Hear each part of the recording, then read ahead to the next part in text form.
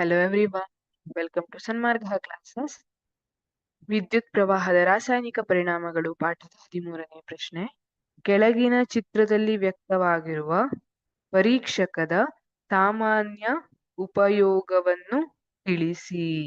ಇಲ್ಲಿ ನೋಡಿ, ಮೊದಲು ಈ ಚಿತ್ರದಲ್ಲಿ ಕೊಟ್ಟಿರುವಂತಹ ಪರೀಕ್ಷಕವನ್ನ ಗಮನಿಸೋಣ. ಇಲ್ಲಿ ಏನ್ ಮಾಡಿದ್ದಾರೆ, ಒಂದು ದಿಕ್ಸೂಚಿಯನ್ನ ತಗೊಂಡಿದ್ದಾರೆ. ಇದು ದಿಕ್ಸೂಚಿ. ಈ ದಿಕ್ಸೂಚಿಯನ್ನ ದಾರದಿಂದ ಸುತ್ತಿದ್ದಾರೆ.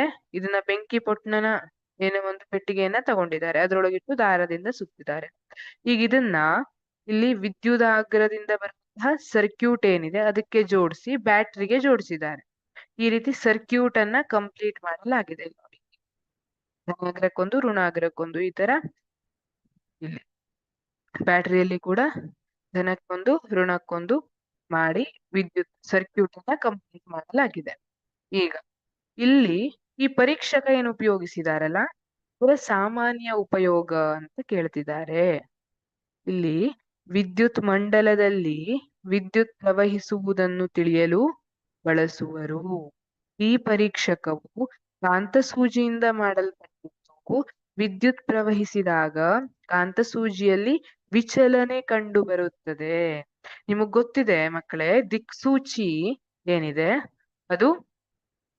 ಅದರಲ್ಲಿ ಅದು ಕಾಂತಸೂಜಿಯಿಂದ ಮಾಡಲ್ಪಟ್ಟಿರ್ತದೆ ಅಲ್ವಾ.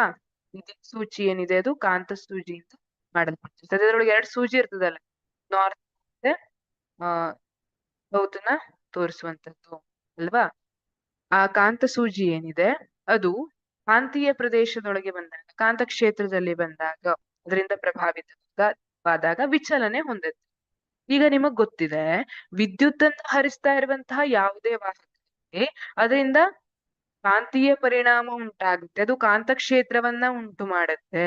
ಹಾಗಾಗಿ ಇಲ್ಲಿ ವಿದ್ಯುತ್ ಹರಿತಾ ಇದೆ, ಈ ದ್ರಾವಣದ ಮೂಲಕ ವಿದ್ಯುತ್ ಹರಿತಾ ಇದೆ ಅಂತ ಇಟ್ಕೊಳ್ಳುವ. ವಿದ್ಯುತ್ ಹರಿತಾ ಇದ್ದಾಗ ಇದರಿಂದ ಕಾಂತಕ್ಷೇತ್ರ ಉಂಟಾಗಿದೆ. ಇಲ್ಲಿ ಕಾಂತಕ್ಷೇತ್ರ ಉಂಟಾಗಿದೆ. ಕಾಂತಕ್ಷೇತ್ರ ಉಂಟಾದಾಗ ಏನಾಗ್ತದೆ, ಇಲ್ಲಿ ಸೂಜಿಯಲ್ಲಿ ವಿಚಲನೆ ಕಂಡು ಬರುತ್ತೆ. ಹಾಗಾಗಿ ಬಹಳ ಕಡಿಮೆ ಪ್ರಮಾಣದ ವಿದ್ಯುತ್ ಹರಿತಾ ಇದ್ದಾಗ ಕೂಡ, ಕಡಿಮೆ ಪ್ರಮಾಣದಲ್ಲಿ ವಿದ್ಯುತ್ ಹರಿತಾ ಇದ್ದಾಗ ಕೂಡ ಇದು ವಿಚಲನೆ ಹೊಂದಿ ವಿದ್ಯುತ್ ಹರಿತಾ ಇರೋದನ್ನ ಸೂಚಿ. ಹಾಗಾಗಿ ವಿದ್ಯುತ್ ಮಂಡಲದಲ್ಲಿ ವಿದ್ಯುತ್ ಪ್ರವಹಿಸುವುದನ್ನು ತಿಳಿಯಲು ಬಳಸುವರು.